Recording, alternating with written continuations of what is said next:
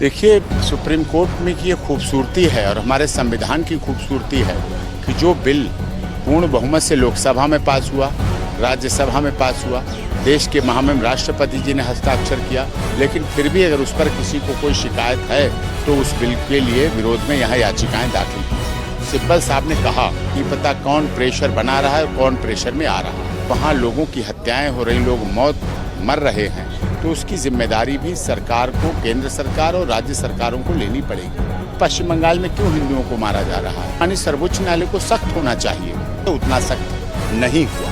लोकसभा से पास हुआ, राज्यसभा से पास हुआ। जेपीसी बनी आदरणीय जगदम्बिका पाल, जो बहुत पुराने सांसद रहे, उन्होंने उसकी अध्यक्षता की। परसेंट जो राजनीति करने वाले वो नाराज हैं, वही याचिकाकर्ता के रूप में आ रहे हैं। और सदन में राहुल गांधी जी नेता प्रतिपक्ष थे, उन्होंने कोई विरोध नहीं किया। आदरणीय प्रियंका गांधी जी हैं, उनकी बहन है, कांग्रेस की कद्दावर लीडर है, नई लोकसभा चुनाव जीती, उन्होंने कोई विरोध नहीं किया। इसका मतलब उन्हें पता था, देख रहे हैं जनहित टीवी इंडिया। पश्चिम बंगाल के अंदर मुर्शिदाबाद में जो हिंदू पलायन कर रहे हैं और वक्फ बोर्ड अमेंडमेंट बिल अभी तक भी इसका जो विवाद है थमने का नाम नहीं ले रहा। सुप्रीम कोर्ट में भी केस लड़ा जा रहा है। ये मेरे साथ डॉक्टर AP सिंह मेरे साथ हैं, सुप्रीम कोर्ट के सीनियर एडवोकेट। आइए इनसे बातचीत कर दें। सर क्या कहेंगे सर, जो सुप्रीम कोर्ट के अंदर वक्फ बोर्ड अमेंडमेंट का बिल आया? देखिए, सुप्रीम कोर्ट में की ये खूबसूरती है और हमारे संविधान की खूबसूरती है कि जो बिल पूर्ण बहुमत से लोकसभा में पास हुआ, राज्यसभा में पास हुआ, देश के महामहिम राष्ट्रपति जी ने हस्ताक्षर किया, लेकिन फिर भी अगर उस पर किसी को कोई शिकायत है तो उस बिल के लिए विरोध में यहाँ याचिकाएं दाखिल की। अब उन याचिकाओं की यहाँ सुनवाई हो रही है, अच्छी तरह से कल भी सुनवाई हुई।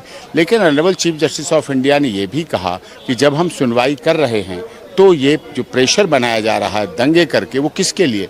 उस पर अमित सिब्बल साहब ने कहा, जो याचिकाकर्ताओं के वकील हैं, उन्होंने कहा मुझे नहीं पता कौन प्रेशर बना रहा है और कौन प्रेशर में आ रहा है। तो ये ठीक बात नहीं है। अगर वहाँ लोगों की हत्याएं हो रही, लोग मर रहे हैं, तो उसकी जिम्मेदारी भी सरकार को, केंद्र सरकार और राज्य सरकारों को लेनी पड़ेगी। चाहे वो देश में वहाँ पश्चिम बंगाल में राष्ट्रपति शासन लागू करके हो। जैसे यहाँ सुनवाई होने लगी, फिर तो न्याय के परिधि में आप आ गए। फिर पश्चिम बंगाल में क्यों हिंदुओं को मारा जा रहा है?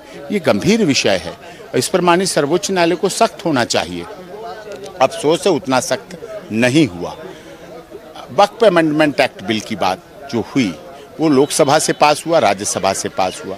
जेपीसी बनी आदरणीय जगदम्बिका पाल, जो बहुत पुराने सांसद रहे, उन्होंने उसकी अध्यक्षता की और सारा कार्य किया, और उसके बाद ये सब हुआ है। तो निश्चित तौर पर अच्छे परिणाम होने चाहिए थे। मुसलमान दो भागों में बांट दिया। एक 5% मुस्लिम है जो अमीर मुस्लिम है, जो राजनीति मुस्लिम करता है। गरीब मुस्लिम है, गरीब, दलित, शोषित, पीड़ित, मजदूर, मजलूम, वो 95% इससे खुश है। 5% जो राजनीति करने वाले वो नाराज हैं, वही याचिकाकर्ता के रूप में आ रहे हैं। और सदन में राहुल गांधी जी नेता प्रतिपक्ष थे, उन्होंने कोई विरोध नहीं किया।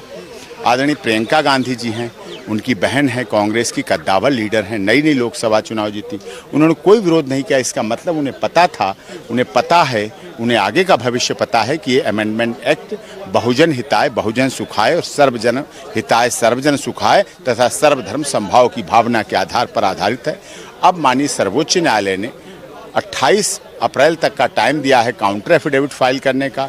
उसके बाद 5 मई के लिए केस डिसाइड किया है और उसमें कहा है कि किस लिए उसमें रिजॉइंडर अगर देना है तो वो रिजॉइंडर दें, और ये आदेश किया है, उसका पालन होगा और उस पर आगे प्रोसीडिंग होगी। ओवैसी ये भी कह रहे हैं कि जिस तरह अब वक्फ बोर्ड के अंदर गैर मुस्लिमों को घुसाया जा रहा है, क्या हिंदू के जो मंदिर हैं या मठ हैं, क्या उनमें गैर मुस्लिमों को घुसा लिया जाए? उसका एक कारण है जो जवाब दिया जाएगा। कोई हिंदू मंदिर देश भर में, आज तक आप पर ये सवाल आया कि इस हिंदू मंदिर का निर्माण किसी मुस्लिम और वक्फ की प्रॉपर्टी पे हो गया? नहीं। कोई चर्च कभी किसी की दूसरे के अनधिकृत रूप से बना है? कोई गुरुद्वारा कहीं बना है? नहीं बना है। लेकिन मस्जिदों पर तमाम सवाल उठे, चाहे सोमनाथ रहा हो, चाहे अयोध्या रही हो, चाहे बाबर की बाबरी रही हो, चाहे मथुरा रही हो, चाहे काशी रहा हो, ये सब सवाल समय समय पर चाहे संभल रहा हो उठते रहे हैं। इसलिए उसमें 3 नॉन मुस्लिम सदस्य बहुत अधिक आवश्यक हैं, जिससे कि अभी तक क्या होता है वक्फ में, जहां हाथ रख दिया वक्फ ने, एक कागज़ लगा दिया वक्फ, बस उसके लिए कोई कागज़ नहीं, कोई सबूत नहीं, कोई इंतखाब नहीं, कोई खसरा नहीं, कोई खतौनी नहीं, कोई तहसीलदार नहीं, कोई लेखपाल नहीं, कोई नायब तहसीलदार नहीं, कोई एडीएम नहीं, कोई एसडीएम नहीं, कोई डीएम नहीं, कोई सिविल जज नहीं, कोई डिस्ट्रिक्ट जज नहीं, कोई ऑनरेबल हाई कोर्ट नहीं, कोई सुप्रीम कोर्ट नहीं। हाथ रख दिया वो हो गया, ये नहीं होना चाहिए। ममता बनर्जी ये भी कह रही हैं जो मुर्शिदाबाद से हिंदू पलायन कर रहे हैं, वो ये कह रही हैं कि हिंदू अगर पलायन करके जा रहे हैं तो पश्चिम बंगाल के दूसरे डिस्ट्रिक्ट में जा रहे हैं, पश्चिम बंगाल छोड़ के थोड़ी जा रहे हैं। पश्चिम बंगाल, ये आसान बात उन्होंने कह दी। किसी का घर छूटता है, किसी का बना बनाया घरौंदा छूटता है, किसी बच्चे की किताबें छूटती हैं, किसी बुजुर्ग व्यक्ति का जो डायबिटीज़ का व्यक्ति है उसकी इंसुलिन और उसका फ्रिज छूटता है, किसी की यादें छूटती हैं, किसी की विरासत का दिया हुआ मकान छूटता है, यादें छूटती हैं। आसान नहीं है कह देना ममता दीदी। आप तो अपना पश्चिम बंगाल न छोड़ने के लिए निर्दोष लोगों को जला रही हैं, मार रही हैं, हत्याएं करवा रही हैं, लूट मचवा रही हैं, दंगे करवा रही हैं और उस गरीब की मजाक उड़ाती हैं कि यहाँ से वहाँ जा रहा है। अरे आप पलायन करके आके देखिए ना, उठ के पश्चिम बंगाल से उत्तर प्रदेश में आके देखिए ना, गोरखपुर आके देखिए ना, अयोध्या रह के देखिए ना, लखनऊ आके देखिए ना, जरा सा छोड़ के देखिए, आपको भी फिर अच्छा लगेगा। घूमने के लिए आ जाइए। सर आपने उत्तर प्रदेश की बात की, योगी आदित्यनाथ ये कह रहे हैं ममता बनर्जी का वहाँ फेलियर है, ममता बनर्जी चुप्पी साधे हुए हैं, जो वहाँ दंगा कर रहे हैं वह लातों के भूत हैं, बातों से नहीं मानेंगे। देखिए योगी जी का तो वहाँ शासनकाल है नहीं, योगी जी केंद्र सरकार के मंत्री नहीं हैं, उनका कहने का एक दुख है, उनका आशय है, लोग उन्हें मानते हैं, जानते हैं, इसलिए वो कह रहे हैं। लेकिन विषय ये बहुत गंभीर है और गंभीरता से इस पर चर्चा होनी चाहिए। चाहे जम्मू कश्मीर से लोग पलायन करते थे, जब आते थे यहाँ रहे, कश्मीरी कॉलोनियों के नाम से लोग रहे आके, आसान नहीं है किसी को अपना घर से बेदखल कर देना, किसी को घर को छोड़ के चले जाना बहुत कठिन होता है। कथनी से करनी में बहुत फर्क रहता है। ये भी केंद्र सरकार पे आरोप लगा रही है ममता बनर्जी कि बीएसएफ घुसपैठियों को पश्चिम बंगाल में क्यों घुसने देती है। देखिए पश्चिम बंगाल की ऐसी भूभाग है कि वहाँ पे बहुत रास्ते हैं जो रोहिंग्या के रूप में बांग्लादेश से भारत में आ जाते हैं, जिस पर नियंत्रण रखना चाहिए और उस पर रोक लगनी चाहिए, क्योंकि बाद में यहाँ फिर अपराध होते हैं, आपराधिक घटनाएं होती हैं, पुलिस अलर्ट होती है, जो नुकसान होता है उसकी कार्रवाई हो।